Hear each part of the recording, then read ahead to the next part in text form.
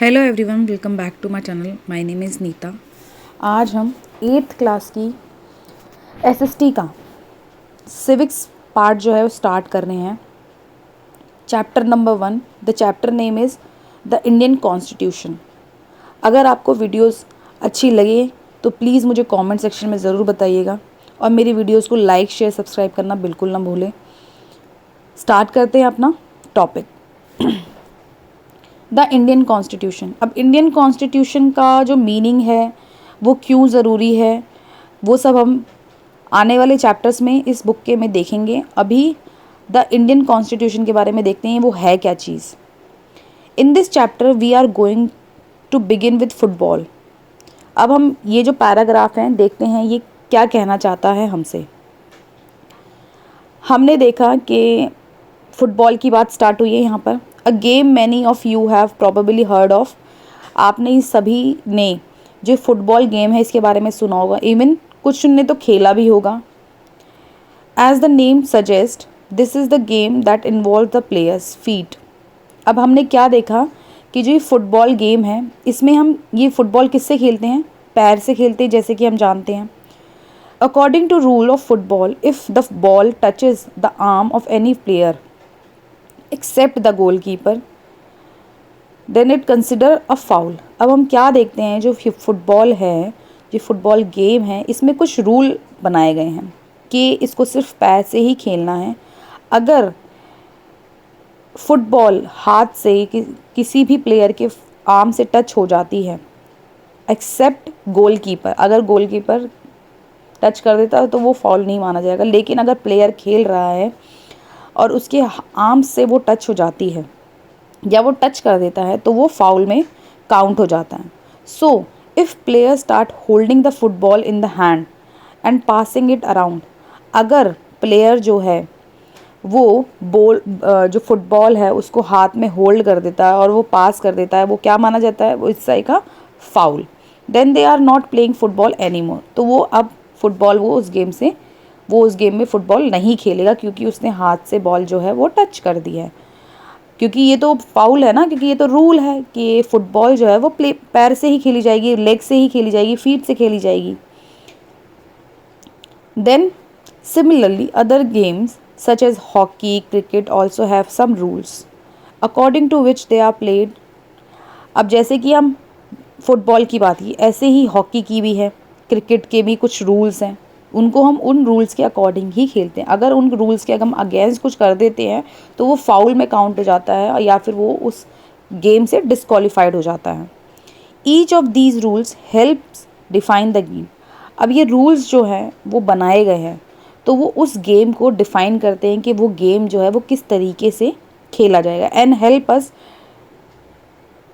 Distinguish one game from another. तो वो जो रूल्स हैं ना वो एक जो बनाए गए हैं वो हर एक रूल जो है वो हर एक गेम के अलग अलग हैं, तो वो डिस्टिंग्विश करते हैं। जैसे क्रिकेट के रूल्स अलग हैं, फुटबॉल के, वॉलीबॉल के, हॉकी के, तो इन सब के जो रूल्स हैं वो अलग अलग हैं और ये रूल्स ही हैं जो गेम्स को अपना अपना एक अस्तित्व देते हैं।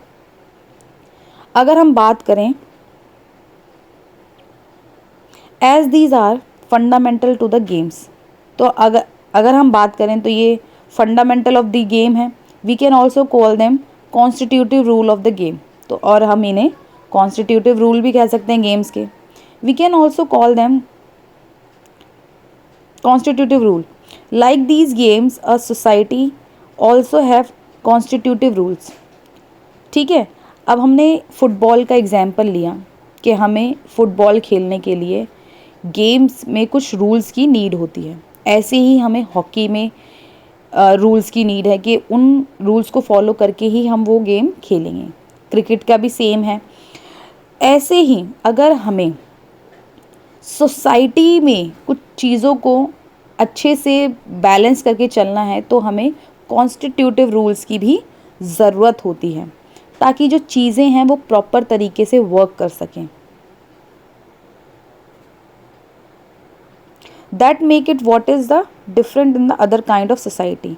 और यही जो जो कॉन्स्टिट्यूटिव रूल हैं वो एक सोसाइटी को दूसरी सोसाइटी से डिफरेंट बनाते हैं।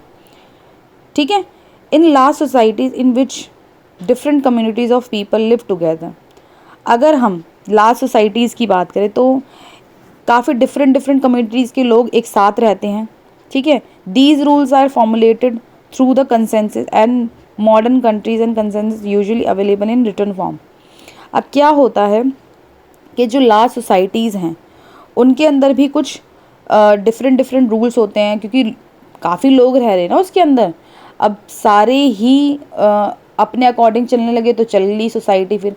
लेकिन अगर हम कुछ रूल्स जो है अगर फिक्स कर देते हैं कि हर एक को ये रूल्स फॉलो करने पड़ेंगे, तो इससे क्या होगा, सोसाइटी में कंट्री में, स्टेट में जो है वो एक तरीके का बैलेंस बना रहेगा कि लोगों को पता होगा कि हमें इन रूल्स को फॉलो करके ही आगे बढ़ना है। अगर हम इन्हें तोड़ देंगे तो क्या होगा, हम वो एक पनिशेबल ऑफेंस हो जाएगा।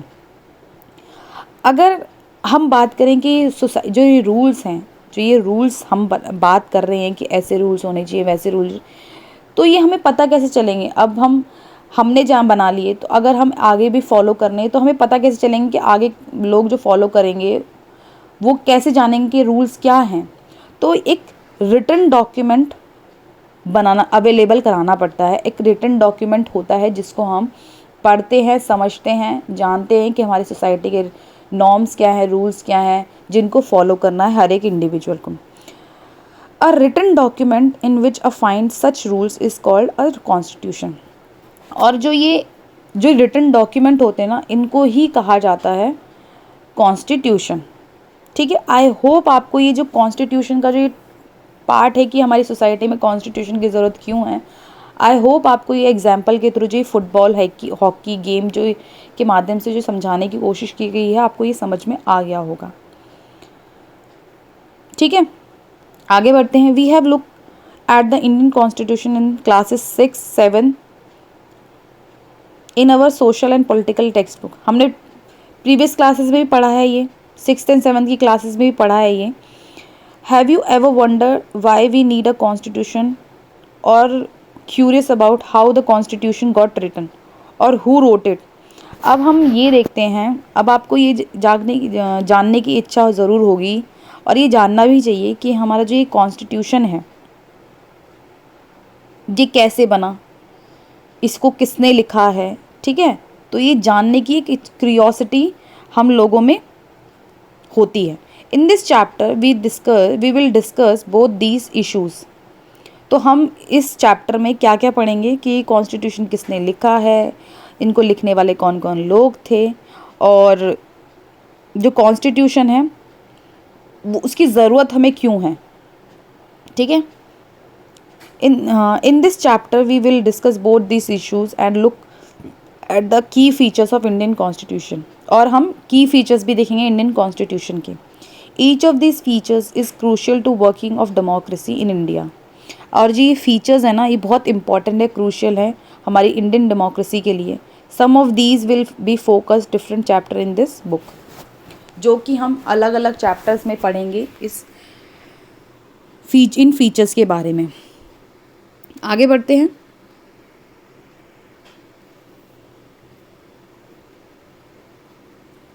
थोड़ा सा जूम कर लेते हैं इसको ताकि चीज़ें बेटर विजिबल हों। Why does a country need a constitution. अब हम देखते हैं, ये टॉपिक में देखते हैं कि हमें कॉन्स्टिट्यूशन की जो नीड है वो क्यों है, ठीक है। Today's most country in the world have constitution. अगर हम कंट्रीज़ की बात करें, और भी बहुत सारी कंट्रीज़ है ना, अगर उनकी बात करें तो बहुत सारी कंट्रीज़ हैं जिनके पास कॉन्स्टिट्यूशन है, जो डेमोक्रेटिक कंट्रीज़ हैं, जो फॉलो कर रही हैं डेमोक्रेसी को, ठीक है। While all democratic countries likely to have a constitution. लेकिन जितनी भी डेमोक्रेटिक कंट्रीज़ हैं उनके पास कॉन्स्टिट्यूशन है, बट ये ज़रूरी नहीं है, it is not necessary that all countries that have a constitution. लेकिन हमने जैसा बोला कि हर एक जो डेमोक्रेटिक कंट्री है, जो डेमोक्रेटिक कंट्री है उसके पास कॉन्स्टिट्यूशन है, लेकिन ये ज़रूरी नहीं है कि हर कंट्री के पास कॉन्स्टिट्यूशन हो और वो डेमोक्रेटिक हो, ठीक है। The constitution serve several purposes. अब जो ये कॉन्स्टिट्यूशन, इसके बहुत सारे पर्पसेस होते हैं, बहुत अलग अलग चीज़ों को ध्यान में रख के ये चीज़ बनाई जाती है। First, it lay out certain ideals that form a basic kind of country, ठीक है, that we as citizen aspire to live in. ठीक है, अब क्या है, कुछ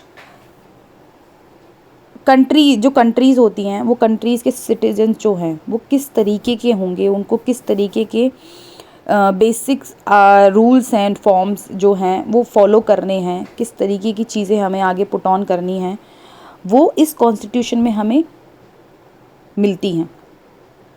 अगर हमें किसी कंट्री को जानना है, सपोज़ एक एग्जांपल है, अगर हमें किसी कंट्री को जानना है तो सबसे पहले हमें उसका कॉन्स्टिट्यूशन देखना पड़ेगा, ठीक है, कि उस कंट्री के जो लोग हैं वो किस तरीके के हैं और वो किस तरीके के रूल्स नॉर्म से जो फॉलो करते हैं। उससे हमें बहुत ज़्यादा अंदाज़ा लग जाता है कि वो कंट्री के में जो रहने वाले जो इंडिविजुअल्स हैं वो किस तरीके के लोग हैं, ठीक है, वो कंट्री डाइवर्सिफाइड है, डेमोक्रेटिक है, ठीक है, रिपब्लिक है, वो किस तरीके के लोग हैं, फंडामेंटल राइट्स कैसे हैं उनके। तो इससे हमें बहुत सारी चीज़ों का अंदाज़ा लग जाता है कि जो सिटी में, कंट्री में जो रहने वाले इंडिविजुअल्स हैं वो कैसे हैं, ठीक है।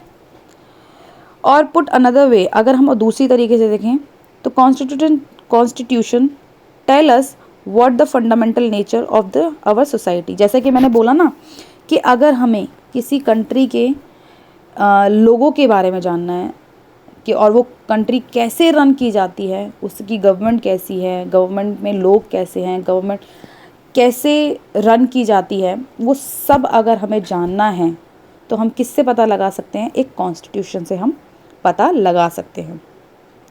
A country is usually made up of different communities of people. अब हम कंट्री की बात करें तो उसमें डिफरेंट कम्युनिटी के लोग हैं वो रहते हैं, who share certain believes but may not necessary agree on all issues. अब क्या होता है, जैसे कि हमने बोला कि एक कंट्री में, एक कंट्री है वो डाइवर्सिफाइड है, मतलब उसमें अलग अलग धर्म के, अलग अलग कम्युनिटी के जो हैं वो लोग रहते हैं, ठीक है। अब ज़रूरी तो नहीं है कि वो हर एक जो हैं वो हर एक इशू पे एग्री करें, हर इंडिविजुअल की थॉट थिंकिंग अलग अलग है ना, तो उनको क्या कहते हैं कि कुछ सर्टन बिलीव्स हैं, ठीक है, जहाँ पर आके हमें अग्री करना पड़ता है, लेकिन बहुत मुश्किल होता है एक कंट्री को जोड़ के रखना, एक कंट्री को डेमोक्रेसी भी रखना और एक कंट्री को जोड़ के रखना, ठीक है। A constitution help serve as a set of rules. अगर हम कॉन्स्टिट्यूशन की बात करें तो ये एक सेट ऑफ रूल्स है and principle that all person in country can agree upon as the basis of the way in which they want the country to be govern. जैसे कि हमने बोला कि जो कॉन्स्टिट्यूशन है एक सेट ऑफ रूल्स है जिसको हर एक इंडिविजुअल को फॉलो करना ही करना है, ठीक है। अगर इंडिविजुअल जो है इसके अगेंस्ट जाएगा, ठीक है, तो एक पनिशेबल ऑफेंस माना जाता है। जैसे अगर हम किसी के भी अगर हम फंडामेंटल राइट्स की बात करें सपोज, ठीक है, अगर हर एक इंडिविजुअल के पास फंडामेंटल राइट्स है, हर एक इंडिविजुअल को ध्यान में रख के फंडामेंटल राइट्स बनाए गए हैं, दिए गए हैं, ठीक है, लेकिन हर एक इंडिविजुअल के पास फंडामेंटल राइट्स, लेकिन वो दूसरे के फंडामेंटल राइट्स को हार्म नहीं कर सकता। अगर वो हार्म कर रहा है तो वो पनिशेबल ऑफेंस है, वो क्राइम कर रहा है तो उसे वो पनिशमेंट मिलेगी। सपोज जैसे कि एक फंडामेंटल राइट है कि 14 ईयर्स के जो 14 ईयर्स से छोटे बच्चे हैं उनको एक्सप्लॉइट नहीं कर सकते हैं, ठीक है, उससे काम नहीं कराना, उनका सिर्फ राइट है एजुकेशन, ठीक है, उनसे काम नहीं करना। अगर कोई काम कराता है ना तो ये पनिशेबल ऑफेंस है। तो इसको लेके हम जो कोर्ट है, सुप्रीम कोर्ट है, हाई कोर्ट है, हम वहाँ जाके अपील कर सकते हैं कि इस तरीके की जो फंडामेंटल राइट है हमारा मतलब वायलेट हो रहा है यहाँ पर।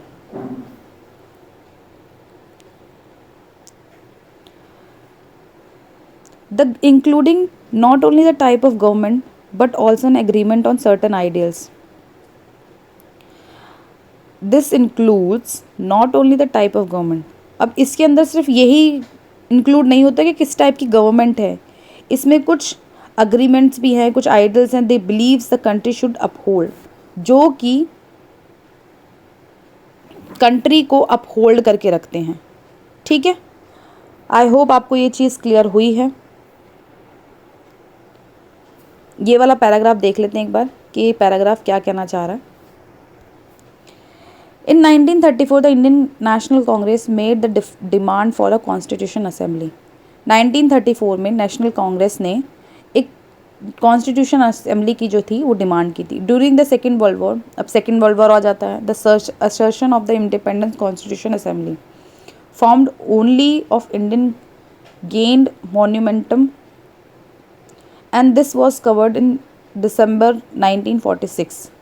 ये जो फ़ोटो है, सॉरी, ये जो फ़ोटो है ना, ये वाली जो फ़ोटो है, ये कब की है? ये 1946 की है, जब हमारे जो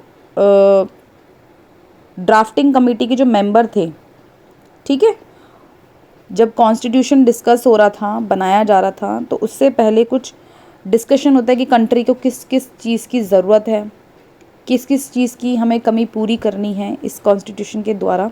तो वो ये यहाँ पर चीज़ें असेंबली हो रही हैं। Free to shape their destiny at least after 150 years of British rule.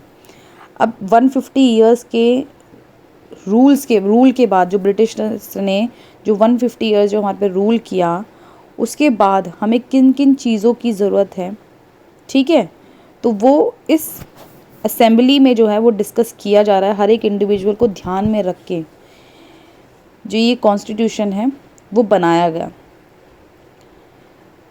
The member of the constitution assembly approach this task with the great idealism and the freedom struggle and helped reduced. You will read the more about the work of the Constitution Assembly later in the chapter। अब हम इस chapter में हमने क्या देखा कि किस तरीके का जो ये इस असेंबली में क्या हो रहा है कि डिस्कस किया जा रहा है कि कॉन्स्टिट्यूशन में किन किन चीज़ों को इम्पॉर्टेंस देनी है। ठीक है, अब हम इस चैप्टर में ऐसी बहुत सारी चीज़ें पढ़ेंगे जो हमारे कॉन्स्टिट्यूशन में बनाई गई हैं, ठीक है, और जो हर एक इंडिविजुअल को ध्यान में रख के बनाई गई हैं। हमारी जो गवर्नमेंट है वो किस तरीके से गवर्न की जाती है, हमारे कौन कौन से राइट्स हैं, कौन कौन से पनिशेबल ऑफेंस है जो हमें फॉलो नहीं करने चाहिए, और कौन कौन से ऐसे रूल्स हैं जो हमें फॉलो करने चाहिए। ठीक है, तो ये हमें इस चैप्टर में, इस आने वाले और भी जो चैप्टर्स हैं उनमें पता चलेगा। The photo along side show prime minister Jawaharlal Nehru addressing the constitution assembly. और जो ये फ़ोटो है इसमें जो ये जवाहरलाल नेहरू जी हैं ये एड्रेस कर रहे हैं कॉन्स्टिट्यूशन असेंबली को। ठीक है, आई होप मैं जो ये चैप्टर है इसके साथ जस्टिस कर पाई हूँ, ये जो वीडियो है मैं इसके साथ जस्टिस कर पाई हूँ। अगर आपको मेरी वीडियोस अच्छी लग रही हैं, यूज़फुल हैं आपके लिए, प्लीज़ लाइक शेयर सब्सक्राइब किए बिना बिल्कुल मत जाइएगा, और मुझे कमेंट सेक्शन में ज़रूर बताइएगा कि आपको ये वीडियो कैसी लगी। Till then, thank you so much, thanks for watching this video, bye bye.